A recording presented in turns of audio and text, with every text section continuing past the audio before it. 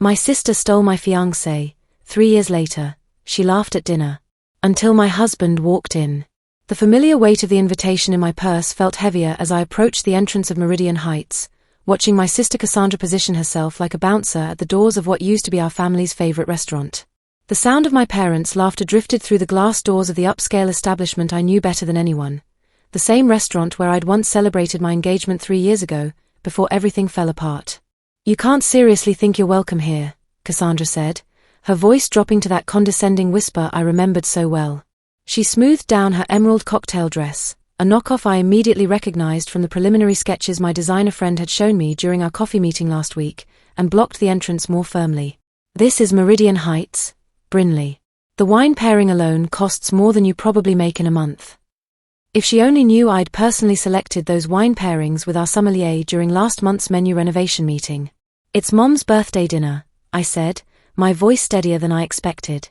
The small velvet box in my clutch, containing the keys to a luxury lakefront cabin in the Hamptons, one of Meridian Heights' most exclusive private retreat properties, suddenly felt heavy against my side. "My name is Brinley. I'm 35, and I'm a hospitality entrepreneur. This is the story of how I reclaimed my place at a table I actually owned. Mom and Dad were very specific," Cassandra continued, checking her reflection in the glass doors. "They only want successful people here tonight. People who won't embarrass the family."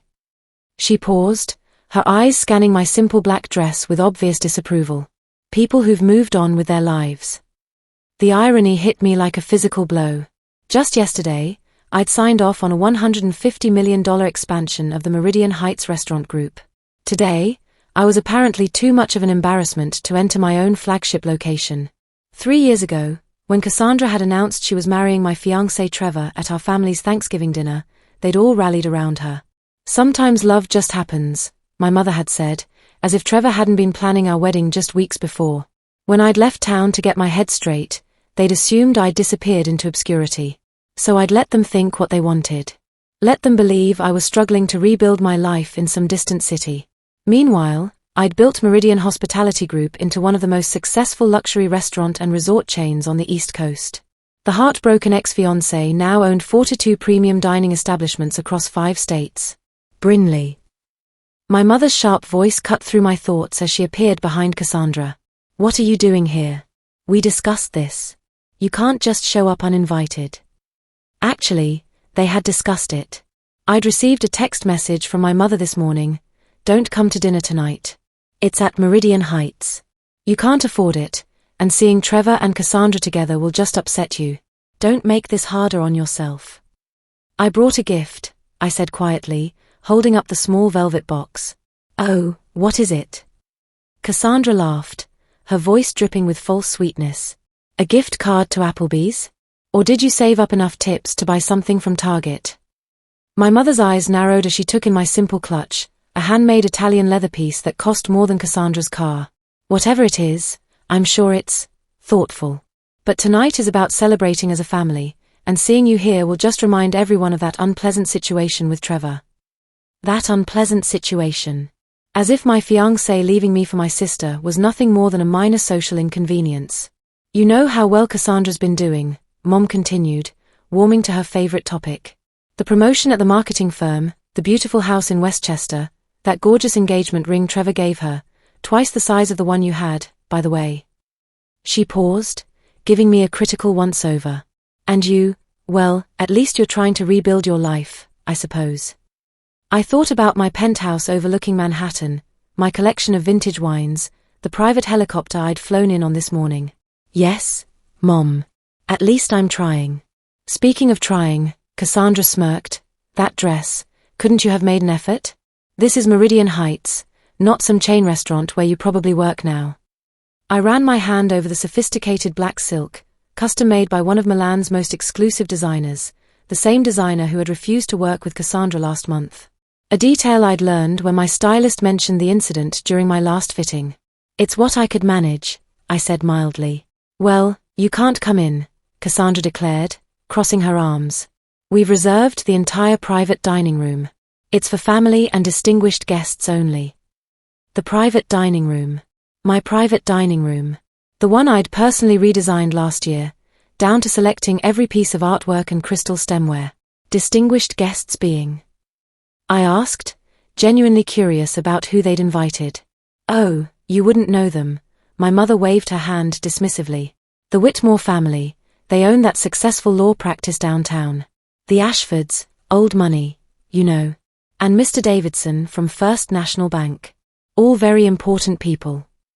I suppressed a smile. James Whitmore was currently negotiating a lease for 3 of my properties. The Ashfords had recently applied for membership at my most exclusive resort. And Mr. Davidson, his bank was seeking a major loan from my investment group. Right, I said. Very important people. Exactly, Cassandra said, clearly pleased I understood my place. So you see why you can't be here. What would people think if they knew about your situation with Trevor? Just then, Trevor himself appeared, adjusting his tie as he approached the entrance. When he spotted me, his face went pale. Brinley, I didn't expect to see you here. Clearly not, I replied. Trevor just made senior associate at his law firm, my mother announced proudly, and is handling some very important cases now. Junior associate, I corrected silently, knowing his exact position because his firm was currently 6 months behind on rent for the building they leased from me. My property management team sent me monthly reports on all tenants, including my ex-fiancé's struggling law practice. Well, it's more impressive than whatever you're doing now, Cassandra snapped, linking her arm possessively through Trevor's. What is it? Waitressing at some family restaurant upstate. I thought about the board meeting I'd left early this morning, where we discussed acquiring the very building Trevor's firm operated from. The paperwork was probably still sitting on my desk upstairs in my private office. Something like that, I said. This is ridiculous, my mother declared. Brinley, just go. You're making everyone uncomfortable. I'll tell them you couldn't make it. Couldn't afford it, you mean, Cassandra added with a laugh, her engagement ring catching the light from the restaurant's entrance. I looked past them through the grand entrance at the restaurant I'd built from the ground up, at the marble floors I'd selected, the crystal chandeliers I'd commissioned, the wine collection I'd personally curated. All of it, every inch, was mine. For a moment, I considered walking away. Let them have their dinner. Let them keep believing what they wanted to believe. But then I remembered something my first mentor had told me: success doesn't mean anything if you can't stand up for yourself. My jaw tightened as I straightened my shoulders, feeling the strength of everything I'd built without their support or approval. The hurt from 3 years ago transformed into something else: quiet confidence. Actually, I said quietly, I think I'll stay. Before my mother could respond, the heavy glass doors swung open and Marcus, my head of security, stepped out. He'd been with me since I'd bought my first struggling restaurant 5 years ago, helping transform it into the flagship of the Meridian chain. Is everything all right here, Ms. Whitfield? His voice carried clearly across the entrance. Your usual table is ready, and Chef Rodriguez is holding the wine tasting for your approval. The silence that followed was deafening. Cassandra's mouth fell open, her perfectly applied lipstick suddenly garish against her pale face. My mother gripped Trevor's arm for support, while Trevor himself looked like he'd seen a ghost. Marcus, I smiled warmly. Perfect timing. My family was just explaining how I couldn't afford to dine here. He looked genuinely confused. But you own the entire restaurant chain. Yes, I do. I turned to my stunned family. Shall we go inside? I believe you've reserved the private dining room. My private dining room, to be precise. Trevor found his voice first. This is some kind of joke. You're just a waitress. You disappeared after you left me for my sister. I finished calmly. Actually, Marcus, perhaps you could clarify for them. Marcus nodded professionally. Ms. Whitfield is the founder and CEO of Meridian Hospitality Group.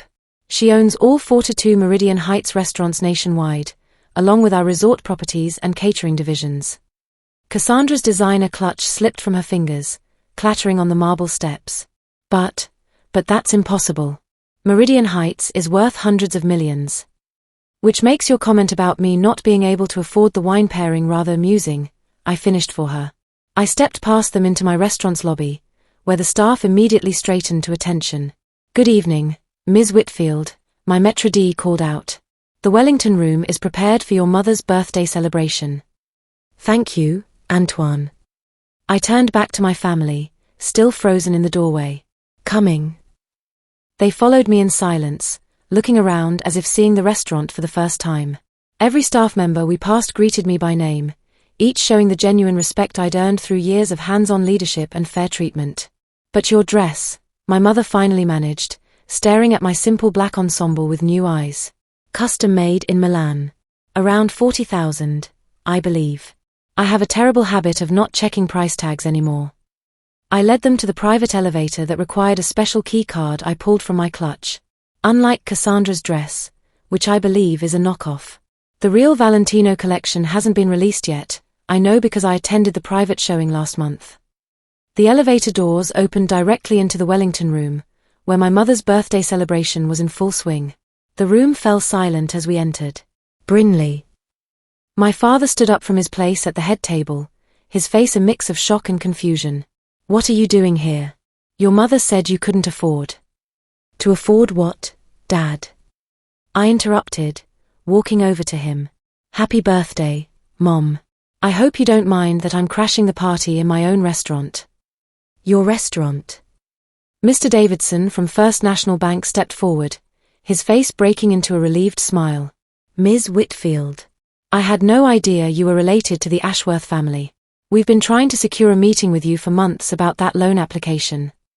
Brinley owns Meridian Heights. James Whitmore joined in, his eyes wide. My God, Robert, your daughter is the mysterious CEO who's been buying up prime real estate across the city. We've been trying to lease space from her company for over a year. My father sank back into his chair, the color draining from his face. All this time, when we thought you were just struggling to get by after the wedding was called off.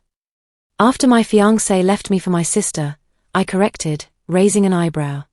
Yes, I've been struggling terribly, as you can see. But why didn't you tell us? My mother demanded, still clutching her pearls like a lifeline. Would you have believed me? I asked quietly. You didn't believe in me 3 years ago when I needed your support most. When I was heartbroken and humiliated, you told me to get over it and move on. Why would I share my success with people who only measure worth by the size of someone's bank account? I paused, then smiled slightly. Though by that metric, I suppose I'm worth more than everyone in this room combined. Cassandra collapsed into a nearby chair, her face ashen. The spa weekend in Napa Valley I tried to book last month, the one that was mysteriously unavailable. Mine, I confirmed. My resort manager forwarded me your reservation request, not realizing the connection. I glanced at Trevor. Just like the office building your firm is struggling to lease, Trevor. And the country club membership you've been wait-listed for, Dad. Brinley, my father started, his voice unsteady. We had no idea. Save it. I held up my hand. I didn't reveal this to hurt you, though you've all hurt me plenty over the years. I did it because I'm tired of hiding my success to spare your pride and protect your feelings about what happened 3 years ago. I turned to address the room. Please, everyone, enjoy the celebration. Everything is on the house. My house. I started to walk away, then paused. Oh, and Mom, that gift Cassandra wouldn't let me give you? It's the keys to a luxury lakefront cabin in the Hamptons. One of my most exclusive properties. Consider it a birthday gift from your daughter who couldn't afford to be here. The next hour was surreal. People who had barely acknowledged me at previous family gatherings suddenly wanted to discuss business opportunities. The Ashfords practically begged for that country club membership. Mr. Davidson cornered me about his bank's loan application, suddenly much more eager to discuss terms. Through it all, my family sat in stunned silence. Trevor kept making calls, presumably to his law partners about their rent situation. Cassandra's confidence crumbled as she realized her social status had been built on a foundation of lies. My mother alternated between crying and trying to explain to other guests that she'd always believed in her daughter's potential. I never doubted Brinley for a second, I heard her tell Mrs. Ashford. I always knew she had it in her to succeed. A mother's instinct, you know. I almost laughed. 3 years ago, she told me I was being dramatic about Trevor leaving me for Cassandra, and that I should focus on finding a nice, stable job instead of wallowing in self-pity. As the evening wound down, I found myself alone with Trevor on the restaurant's terrace, overlooking the city lights. He'd finally worked up the courage to approach me. "Those buildings," he pointed to the skyline. "How many do you own?" "Enough," I replied, not looking at him. "Including the one your firm operates from." He nodded slowly, his face pale in the moonlight. "I was wrong about you, Brinley. So terribly wrong. I never should have. What I did was unforgivable." "Yes," I agreed simply. "It was." "Can you ever forgive me? Forgive us?" I considered his question, thinking about all the nights I'd cried myself to sleep, all the therapy sessions, all the times I'd wondered if I was truly unlovable. "Forgiveness isn't the issue, Trevor. Trust is. You didn't just leave me, you humiliated me in front of everyone I cared about. You let them think I was the problem, that I wasn't good enough." I know. I was a coward. I should have been honest from the beginning instead of letting it drag out the way it did." "You should have," I agreed. "But you made your choice. You chose Cassandra, and my family chose to support that choice. Now you all get to live with the consequences." I left Trevor there on the terrace and returned to the dining room, where the celebration was winding down. Cassandra approached me as I collected my clutch, her earlier arrogance replaced by desperation. "Brinley, wait. Please. I owe you an apology." I turned to face her, noting how different she looked now, smaller somehow, less sure of herself. "Do you? What I did was wrong. Taking Trevor from you, letting everyone think you were the problem. I was jealous. I've always been jealous of you." "Jealous?" I raised an eyebrow. "Of what?" 3 years ago, you had everything I wanted. The man I loved, the family's approval, the perfect life. But you were always the smart one, the driven one. Mom and Dad talked about your potential constantly when we were growing up. I felt like I was always competing with you, always coming up short." Her voice broke. "When Trevor started paying attention to me, for the first time in my life, I felt like I was winning. So you decided to destroy my life to feel better about yours." "I didn't think about it like that. I was selfish and cruel, and I've regretted it every day since." She wiped her eyes, smearing her mascara. "Especially now that I know what you've accomplished. You could have had everything: success, love, family support. Instead, you had to build it all alone because of what I did." I studied her face, looking for signs of manipulation or insincerity. All I saw was genuine remorse and the dawning realization of what she'd cost both of us. "You're right," I said quietly. "I did have to build it alone. And you know what? I'm grateful for that now. Because everything I have, I earned myself.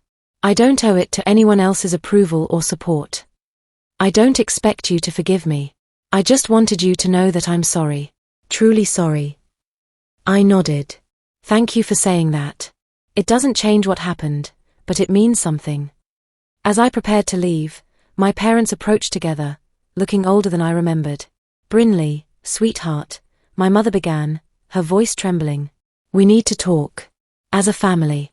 About how we've treated you, about the mistakes we've made." "We were wrong," my father added, his usual commanding presence diminished. "About everything. About Trevor, about your career, about what kind of person you are. We failed you as parents, and we're sorry. We want to make it right," my mother continued. "To be the family you deserved all along. Is it too late for that?" I looked at them, really looked at them, and saw the genuine regret in their eyes. These were the people who had raised me, who had loved me in their flawed way, who had let their own fears and prejudices blind them to who I really was. "It's not too late," I said finally. "But it's going to take time. And effort. Real effort, not just words." "We understand," my father said. "We'll do whatever it takes." 3 months later, I stood in the same restaurant, but everything had changed. The private dining room was set for a different kind of celebration, the opening of our 5th new location, with my family in attendance as my guests, not my judges. Cassandra and Trevor had quietly divorced 2 months earlier. She'd started therapy and was working on rebuilding her life, while he'd moved across the country to take a position with a firm that didn't remind him daily of his failures. They'd both written me letters of apology, though I'd only responded to Cassandra's. My parents had indeed made an effort, real effort. They'd attended my business award ceremony, met my staff, and slowly began to understand the world I'd built. My mother had even started volunteering at one of my restaurant's community programs, working with women who were rebuilding their lives after difficult circumstances. "You know," my father said as we watched the sunset from the terrace, "I used to think success meant playing it safe, following the traditional path. I was wrong about that too." "You were," I agreed. "But you're learning. We all are." "I'm proud of you," he said simply. "Not just for what you've accomplished, but for who you've become. You handled all of this with more grace than any of us deserved." I smiled, thinking about the scared, heartbroken woman who'd stood outside this same restaurant 3 years ago, wondering if she'd ever be enough for anyone. That woman had been strong too, she just hadn't known it yet. "Thank you," I said. "That means more than you know." As the evening wound down, I found myself alone in my office, looking out at the city I'd conquered through sheer determination and refusing to let other people's opinions define my worth. The velvet box from that night months ago sat on my desk. I'd never given my mother those keys. Instead, I'd kept them as a reminder of how far I'd come. My phone buzzed with a text from my assistant. "The investors from Chicago want to schedule a meeting next week about the West Coast expansion. Also, there's someone here who says he's an old friend, claims you know him from college." I smiled, gathering my things. There was always another challenge, another opportunity, another chance to prove that the girl who'd been left behind had become the woman who left everyone else behind. But first, I had a restaurant empire to run.